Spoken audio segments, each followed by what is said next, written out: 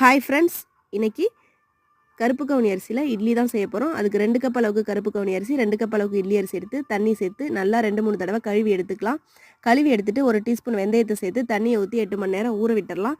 நம்ம எந்த கப்பால் அரிசி எடுத்தோமோ அதே கப்பால் 3/4 கப்புக்கு கருப்பு உளுந்து எடுத்து அதை 2 மணி நேரம் ஊற விட்டுறலாம். அரிசியும் உளுந்து நல்லா ஊறினதும் கிரைண்டரில் மாவை அரைச்சி எடுத்துகிட்டு வந்து தேவையான அளவு உப்பை சேர்த்து கலந்து விட்டுட்டு நைட்டு ஃபுல்லாக அப்படியே புளிக்க விட்டுறலாம். காலையில் எடுத்து பார்த்தோன்னா மாவு நல்லா பொங்கி புளிச்சு வந்திருக்கும். கலந்து விட்டுட்டு இட்லி தட்டில் நம்ம இட்லியை ஊற்றி எடுத்துக்கலாம்.